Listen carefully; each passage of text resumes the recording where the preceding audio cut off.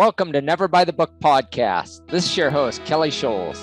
At 24, I was dead broke and a full-blown alcoholic. By age 40, I was completely debt-free and a millionaire. Now I share my secrets of success and transformation to audiences around the world as your author, speaker, coach, and of course your podcast host. Each Never By the Book episode features a guest who has overcome obstacles to build an incredible life of fulfillment. Today I am honored to interview Dan Utt, an entrepreneur, brand designer, podcast host, and small business consultant. He also serves as a trainer and coach for workplace leaders. Dan is a unique professional that sees the world and people through a very unique lens. He isn't just a professional, he's also autistic with a passion for people and communication. Through his varied experiences, Dan has observed with autistic laser focus, the good, the bad, and the ugly of working world to create a powerful spectrum perspective leadership communication program.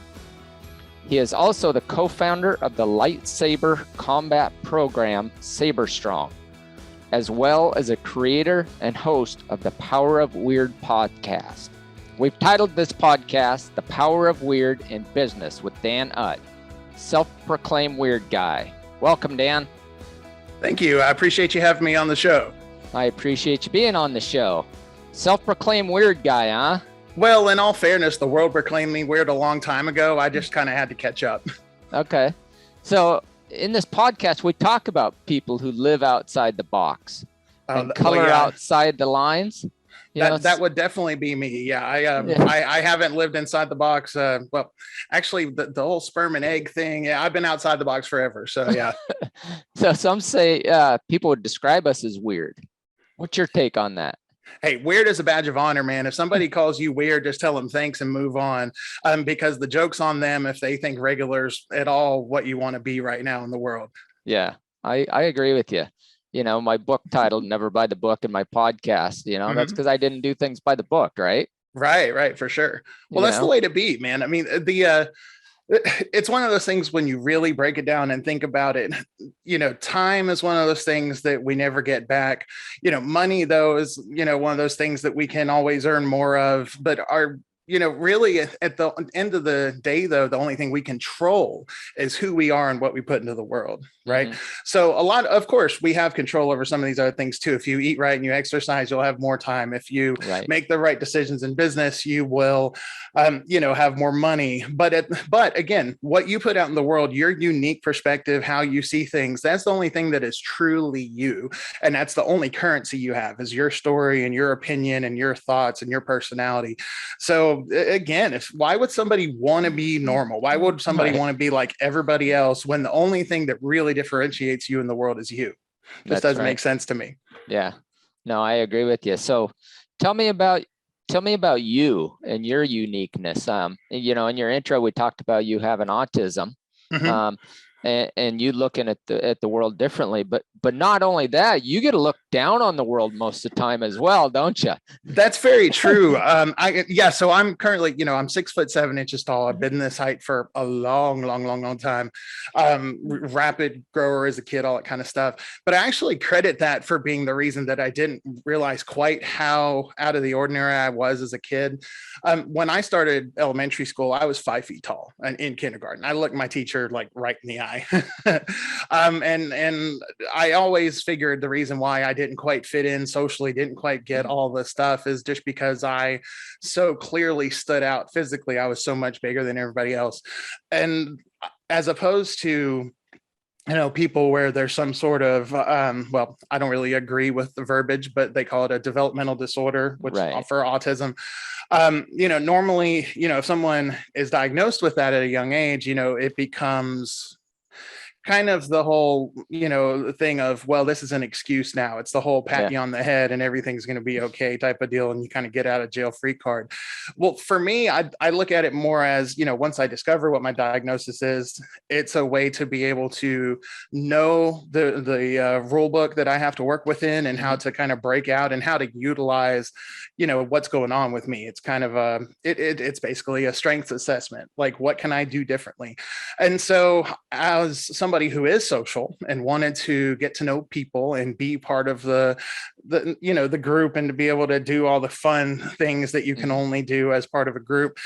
Growing up, I developed what I call my social process, where in my head, whenever I'm having a conversation with somebody, there's this 10 to 15 question little checklist, depending on the situation, where when somebody says something, I literally go through and say, okay, well, number one, is this about me or is this about somebody else? Number two, is this intended as a joke? Is this something serious that I need to take seriously? How does this person expect me to react? Should I react in that way, or should I, go another way with it, that kind of thing.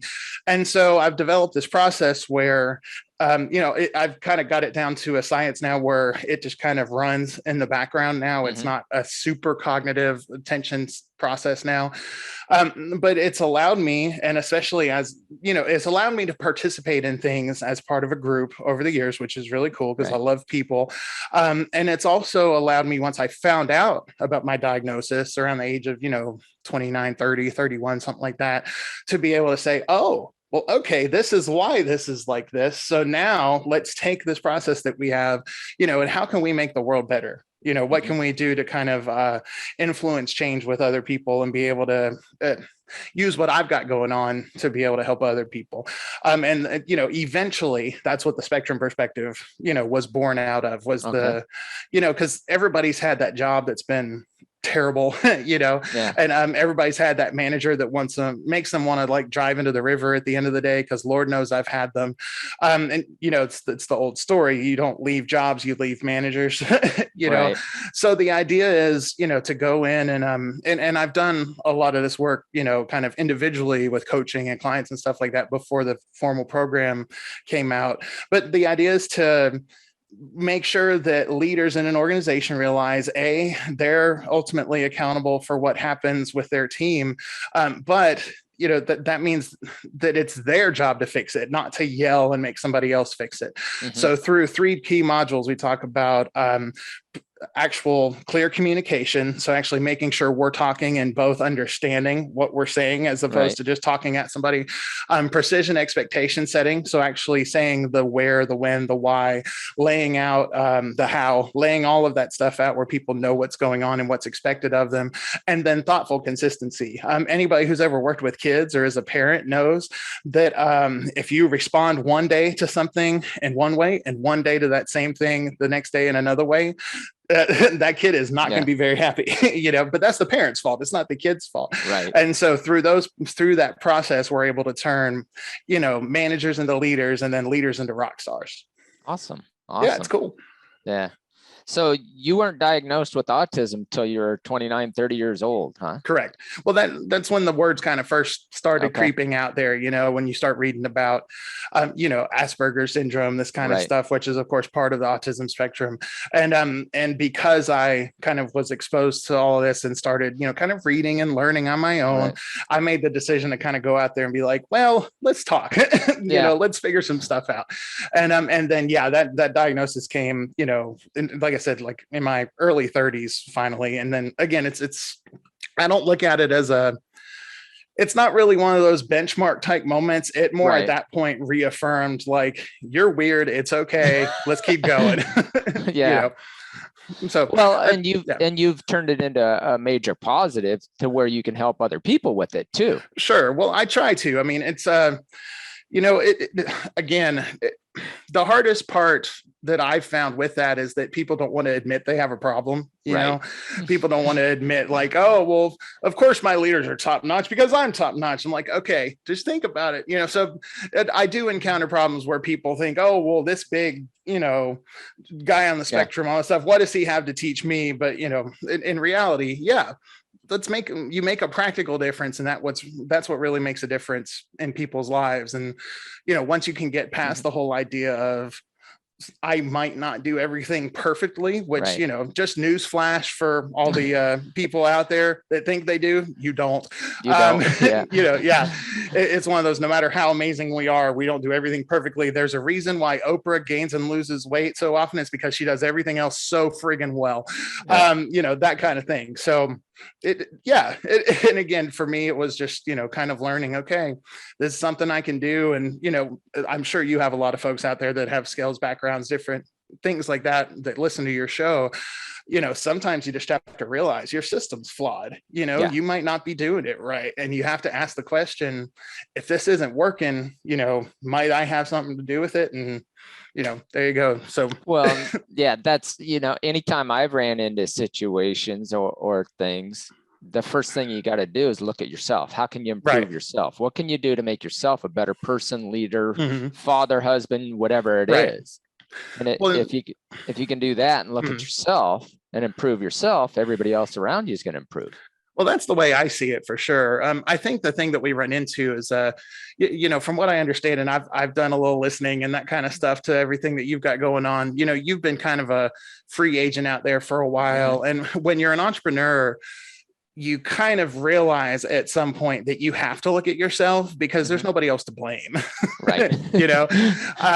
And so that's one of those things where, hey, if you're a, what we'd call like a chuck and a truck business, you're a one guy out there just doing your thing. Well, if something's not working, it's because of you, man. Right. Like eventually you get through the list and it's you. But a lot of times with bigger businesses, that's the one thing that I run into, the ones that have these problems where there's multiple levels of management. Nobody ever really knows what's going on, 2 or 3 levels above or below them. That's where that kind of bubble of, they want to point fingers at everybody. Right. Exactly. Right. Yeah. And so that sometimes is a challenge, I find, but because again, they've got those fingers to point, and data never is going to be conclusive when people aren't being honest with each other to be able to look at it in a real way. But again, if it takes the weird guy to tell people that, then, hear it and believe it, people. Yeah.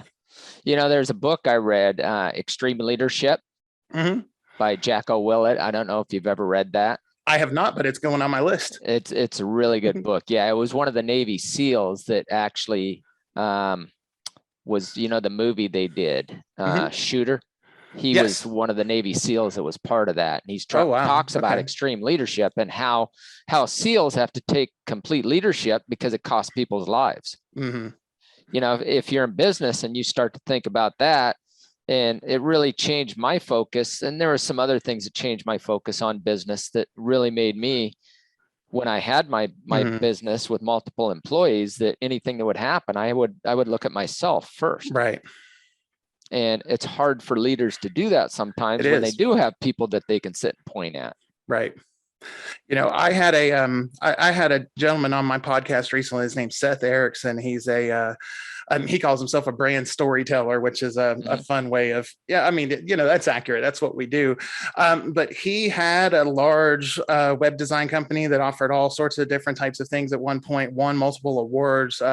They did great quality stuff, and he's a good guy, but at the largest he was at, he had 20 some odd employees at his agency that he was supporting. And and I will say, if you're an entrepreneur, like that's not necessarily something you signed up for. You knew that the uncertainty was going to be there for you, but when you hire somebody, that's a whole different ballgame, because now you're responsible not just for yourself, but them and their family. And so they had a couple of contracts that they had done so well with that the people just didn't need help for a while, and it forced his agency to close, and he had to go through all of those people and say, "I'm so sorry, but I can't."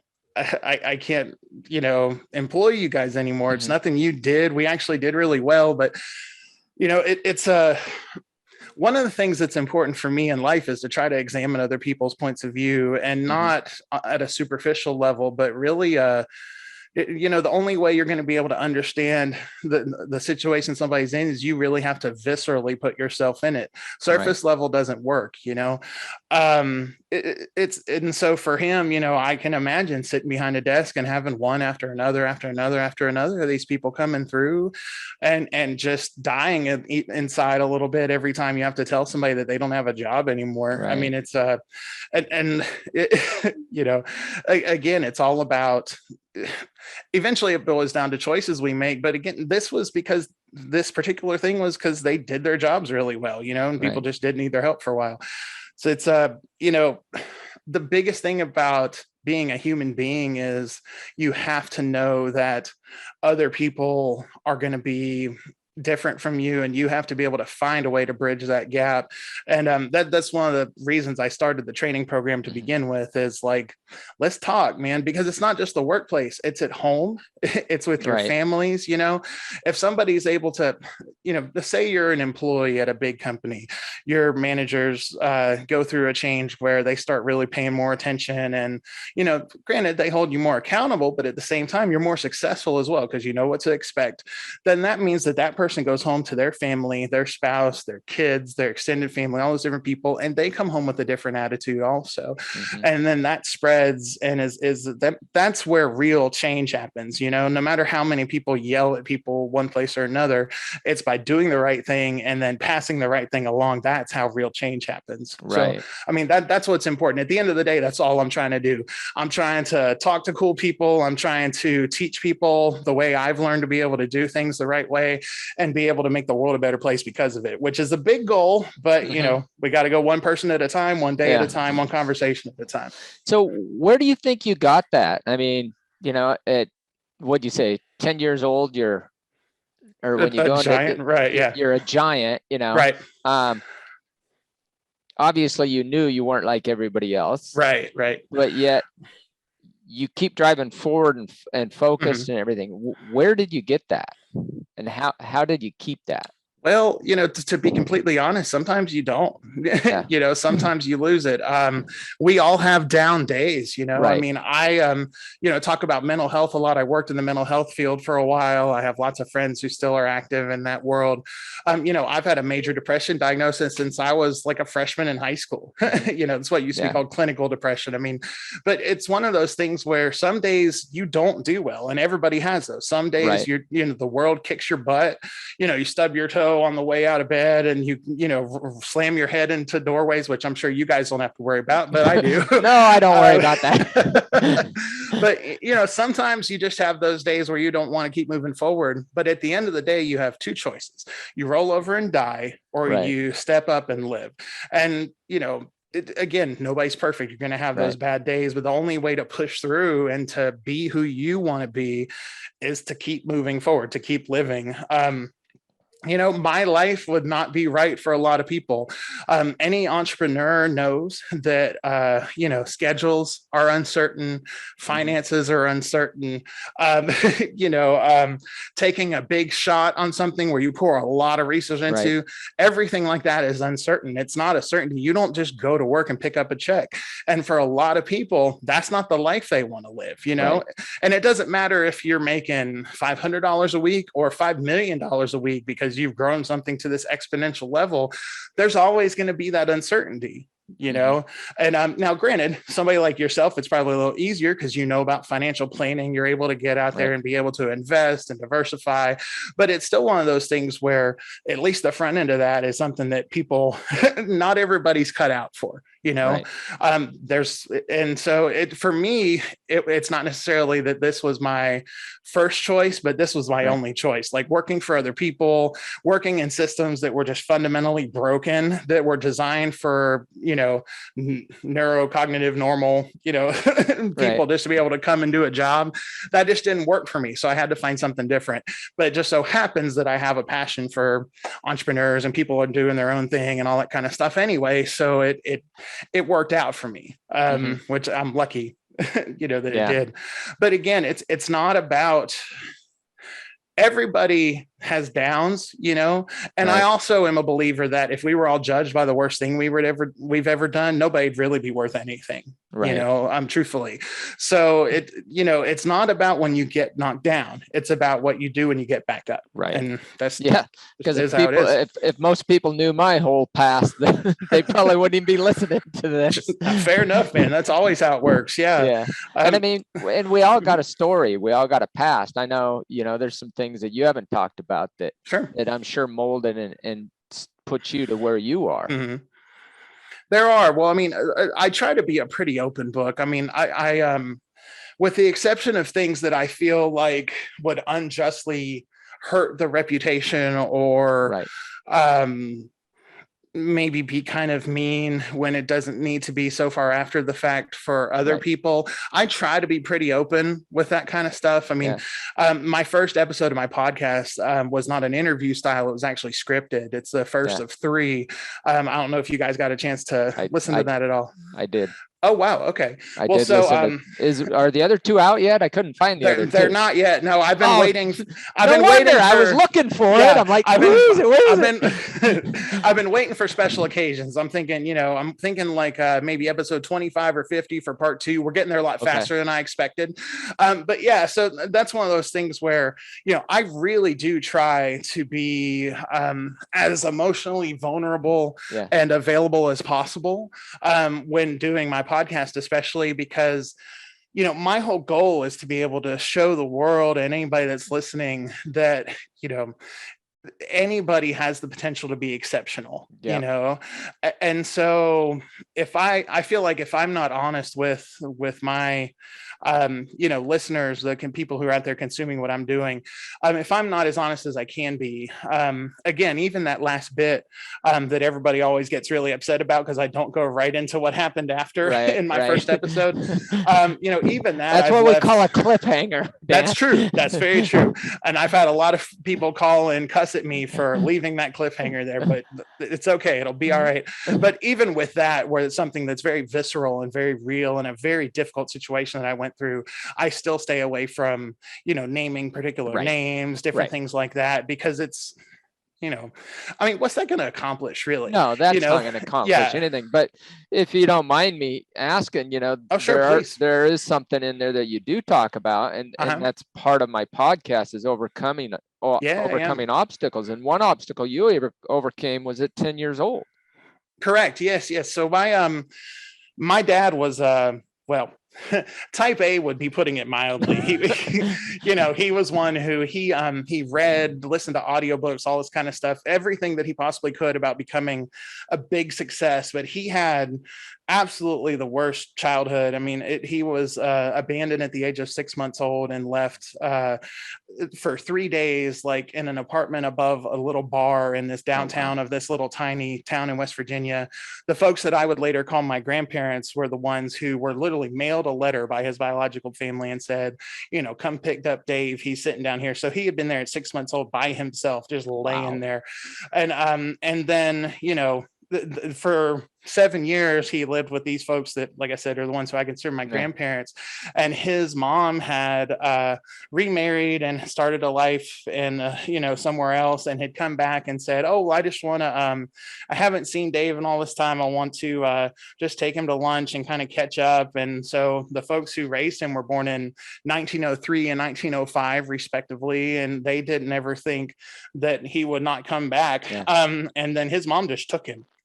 His stepdad beat him with 2x4s and just was, sexually and emotionally abusive as well. I mean, and he had this really rough life. He literally didn't get to see the folks, my grandmother and granddad again, till he was 16 years old, and my mom and him had met, and they went to see them, and it was like 2 a.m. in the morning. And if you knew my granddad, again, born in 1905, left school at the age of, or in 3rd grade, because he told the teacher if she hit this one other kid, he was going to leave and never come back. So she did, and he left. That kind of thing. They show up at 2 a.m. and they're like, who is it at the door? And he says, it's Dave, and he's got himself a girl. 10 years later. But so, he had a really rough time where he never thought that anybody supported him and this other kind of stuff. And so he was always doing his very best to kind of like beat those expectations of always being the very best that he could be. And it was one of those where the stress of that just absolutely is not healthy on a person to have that as your singular drive. I mean, he was a good dad. He was a flawed human being like we all are, but he did his best.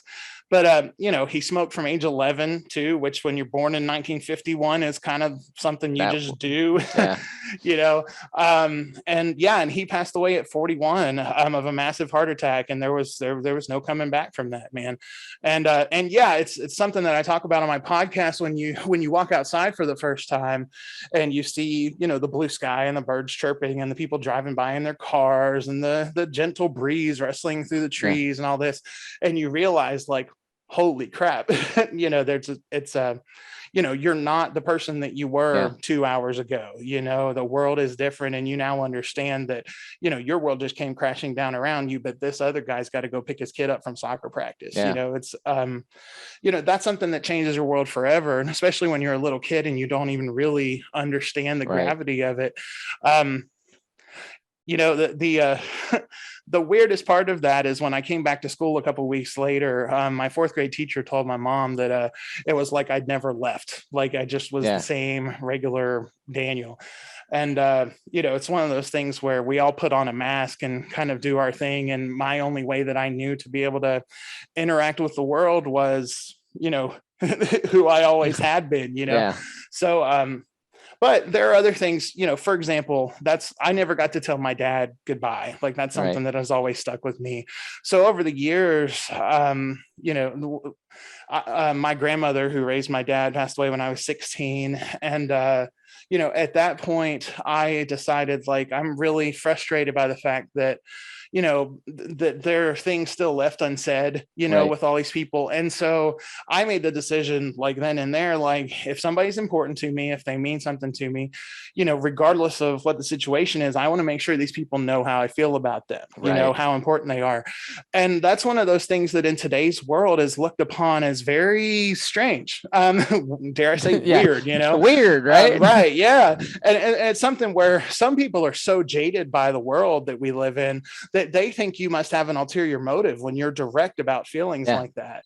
And so, most people like me, they find it kind of a refreshing change of pace, but every once in a while you find people that want to string me up by my toes because they think I'm hiding something. But the thing about it is turn around, 20 years later, whatever the case may be, 15, I was engaged to an amazing woman for 4.5 years, and she passed away a few years ago. And regardless of any other drama that surrounded that,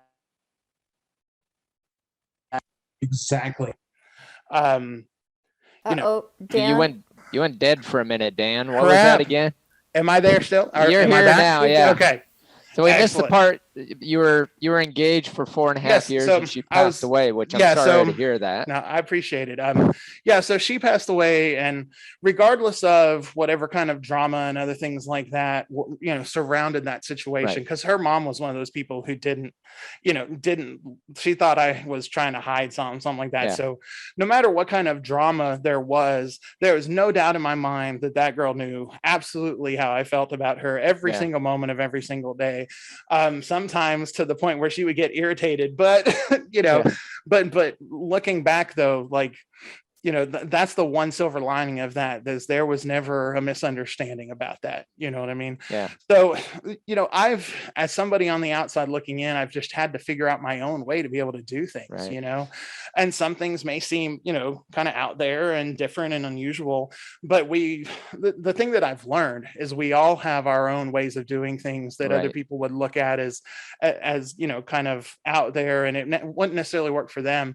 But the big thing is, we're not really living life for anybody else, right? We're living life for ourselves. And so if we find something that works, other people can get over it, that has nothing to do with them. Well, and the thing is too, I mean, they say the best thing to do is forgive and forget, right? Mm-hmm. And I've had people take advantage of me in business, personal life. I've had, people quit and, walk out and not give me notice and all that. And people are like, well, are you mad at them? No. Right. Well, why not? Well, there's nothing that's going to benefit me from being mad or being upset or holding a grudge against somebody. People have asked me, well, I don't hold grudges against anybody. Yeah. Well, fair enough. That's the right way to be, man. I mean, really. Why? It's not worth it. Right. My brother-in-law, it's been around since I was younger. My sister's 7 years older than me. Yeah. He's by the way, your sister's got a great name, by the way. Kelly Utt. Well, yeah, I was going to say, yeah, that's true. Yeah, good point, man. Yeah. Well, obviously that one was used already, or it would have been for me, but hey, it is how it is. The older one always gets the cool stuff, but very true. Well, it's actually funny. Her and her husband, Sam, they both have, names that could be either gender. So it's funny sometimes to see when people are meeting them in person, like, okay, which ones? Right. Yeah. But Sam, my brother-in-law, he's an Air Force veteran. He's traveled all over the world, done lots of cool stuff, but he is the most zen guy, man. And it drives my mom bonkers, by the way, because my mom is one who very cerebral, very verbal, must talk about everything. And my brother-in-law is like, oh, 5 minutes ago, that thing, that whatever, very zen, very just like, and it's amazing to see the differences in how people are. And people can say all they want to, making fun of people like that, like, oh, well, they don't really understand the impact of the situation or whatever. I would much rather be, chilling over there, being the zen guy, just living a good life than having to dive in and critique everybody else's decisions. I mean, it's I try to think that I'm somewhere in between the crazed and the calm, but we all have to find our find our own way eventually. Well, and I've learned, and actually I was having a conversation with my youngest daughter who lives in Nashville, and probably not too far from you. I was having a conversation with her this morning. She's going through some stuff, and I'm like, don't worry about anything you can't control. Right. And the only thing you can control is your own thoughts and emotions. If you worry about anything else, it's wasted energy, right? True. Yeah. I knew a fella who, there's my Southern coming out. I knew a fella. I knew a guy who would always say that. He said, well, hey, they're renting space in your head. Like, why you let them do that? And it's true. And that's one of those things about being on the spectrum too, that's been the hardest to push through is, the world when you're on the spectrum, especially when you're kind of learning about it all, is very black and white. It's there are not a lot of shades of gray, and anybody who knows the world knows everything's shades of gray. There are no black and white situations. And so it's something that is very, that's something that's difficult. If you guys know anybody who's on the spectrum, and you wonder why, if they didn't get the last meatball or whatever the case may be, and they get kind of pouty, that's why, is because the brain wiring is such that it doesn't like that. There's a very much a dissonance in your brain when you see something like that. I've just gotten to the point where I can just kind of push through it and deal, but it's a real thing, man. It's not fun, let me tell you. So you're doing some training and coaching and stuff. So yes. Do you have your own company that you do that through? Yeah. So I've got some folks who have reached out to me actually that would like me to kind of bring my program to them to work with, different populations. That's something definitely that I'm branching out into, but as of right now, like it's me, myself, and I making the world a better place. I do prefer that in a lot of ways though, because the more middlemen you get, so to speak, the more diluted your message gets, and the more difficult it becomes to get across what you need to get across to people. And again, nobody's going to deliver my message the way that I do. That's just not how that works. And so, in the Dan brand, as it were, everything that I do is built on being myself and being authentic and being uniquely me. So it does being weird. Right, exactly. Be the weird guy. Hey, totally. That's definitely me. So sometimes it's difficult to be able to, work with other groups like that, because the message I'm bringing is very unique.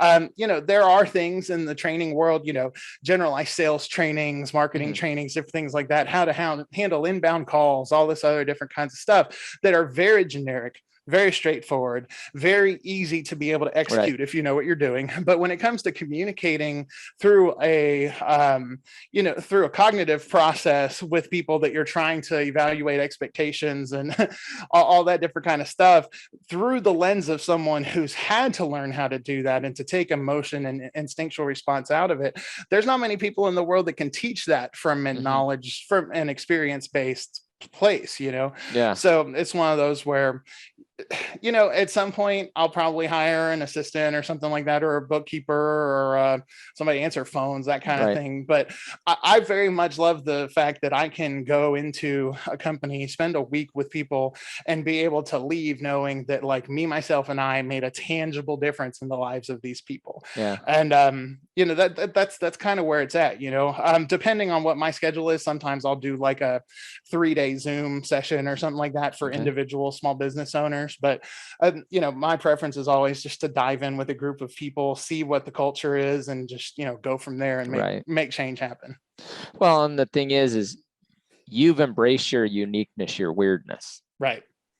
And that's something I want my audience to really think about today as they're listening to us, is embrace your uniqueness, embrace your weirdness, embrace your difference, because we're all different.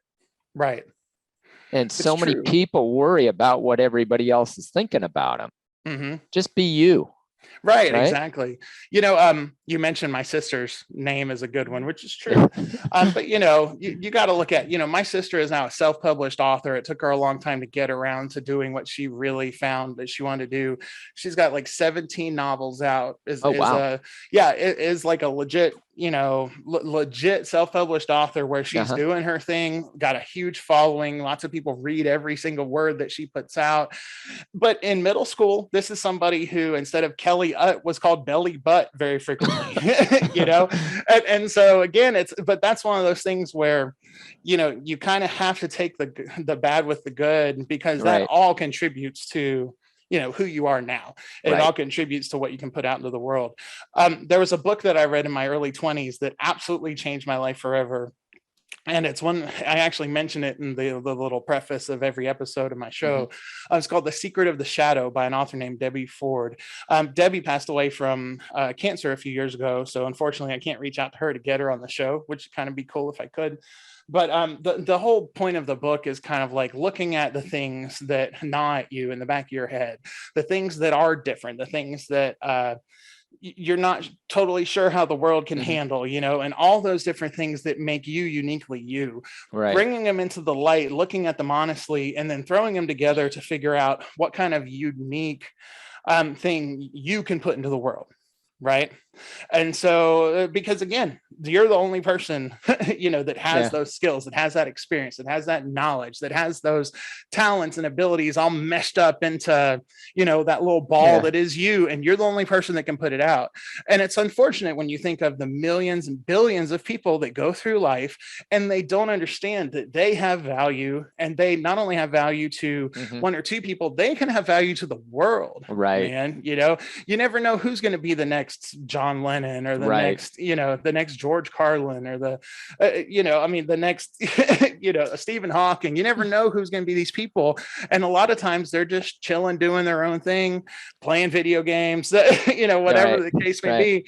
And again, that's one of the reasons why I feel so strongly about the show, doing The Power of Weird, is because through all of these crazy, unique, one of a kind people that do all of these amazing things, but yet they could easily be your next door neighbor, or like the person behind you in the grocery store line.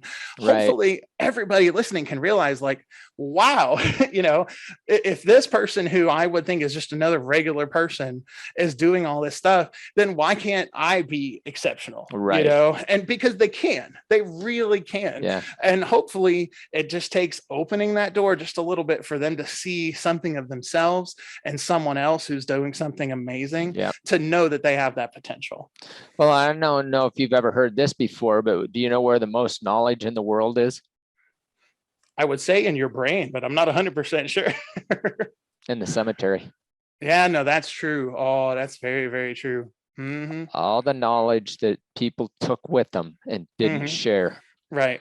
I mean, you ever want to think about that? You ever want to, reflect, walk through the cemetery and just think about that's true, what these people took with them.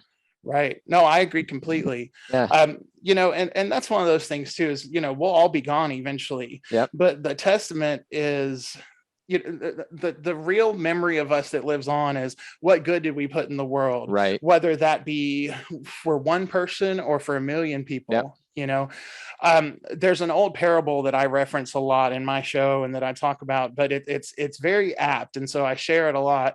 But it's just the story of this old man is on the beach in the morning after a big storm came through and washed up a bunch of starfish on shore, right? Mm-hmm. And the old fella just is going along. When he sees a starfish, he'll bend over, pick it up, chuck it back in the water, and just keep walking. Right. And this young guy comes up to him and is like, "Hey, old man," like chastising him. Yeah. What are you doing, man? Like, you're not making a difference. Look at all these starfish. There's no way you can make a difference. Right. And the old fellow, without missing a beat, just walks up to the next one, bends down, picks it up, throws it back in the ocean, and he just turns to the young guy and says, "It made a difference to that one." Yeah. And that's the whole thing. That's Wow. the whole thing about it is, you make a difference to that one, and then that spreads. And even if people don't remember your name hundreds of years from now, if they don't remember what you did or how much money you had or, how big your family was or what office you held or whatever the case may be, if you made that difference on an emotional level, if you changed one person's life that then was able to go on and change another, that's your legacy, that's your impact. And that's what at the end of the day is most important. Wow. Yes, it is. Wow. How impactful is that? So how can people get a hold of Dan?